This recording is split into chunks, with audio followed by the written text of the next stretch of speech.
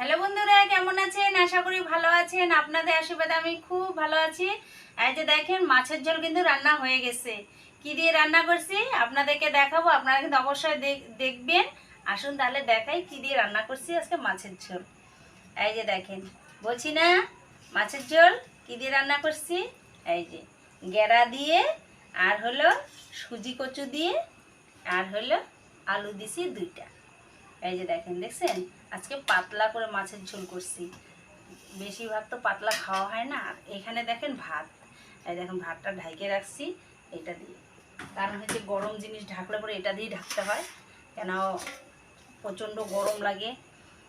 আর ভাত তাহলে কি হবে অবস্থা ভাতের, ওই জন্য ওটা দিয়ে ঢাইকে রাখলে কি হয়, একটু হাওয়া পায়, ভাতটা একদম ঝরঝরা হয়। এই দেখেন থালা নিয়ে বসছি, ভাতটাও বাড়া শুরু করছি। শুধু খালি মাছের ঝোলই করছি, আর কিছু করি নেই। আর চালও আজকে অল্প করে রান্না করছি, বেশি চাল রান্না করি নাই, কারণ ভাত ফেলতে ভালো লাগে না। এমনি গরমের দিন ভাত হয়ে যায় নষ্ট। আমাদের তো বুঝতেই পারেন যে আমাদের কিনে খাইতে হয়।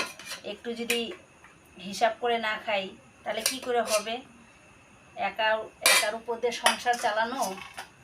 এই যে দেখেন মাছের ঝোলটা আজকে একদম পাতলা করে করছি, শুধু খালি আদা জিরা বাটা, আর কিচ্ছু না। মাছের ঝোলে তো আমি পেঁয়াজ রসুন একটু কমই খাই। এই দেখেন ভাতের মধ্যেই দিয়ে দিচ্ছি। আবার টেবিল ফ্যান চালাবো, কারণ প্রচণ্ড গরম লাগে, গরমের মধ্যে খাইতেও পারি না। আর আমাদের তো সব কিছুতেই তাড়াহুড়া, কারণ আমাদের তো যাইতে হবে ডিউটি, আমাদের ডিউটি না গেলে তো হবে না। এই যে দেখেন থালার মধ্যেই দিয়ে দিচ্ছি, কারণ হয়েছে মাছের ঝোল আবার কে বাটি পারবে, প্লেট পারবে। মাছের ঝোল তো প্লেটে ছাড়া দেওয়াও যায় না। আমার ভিডিওটা ভালো লাগলে লাইক শেয়ার কমেন্ট অবশ্যই করুন, ফলো করতে ভুলবেন না, ফলোটা একটু বেশি বেশি করবেন।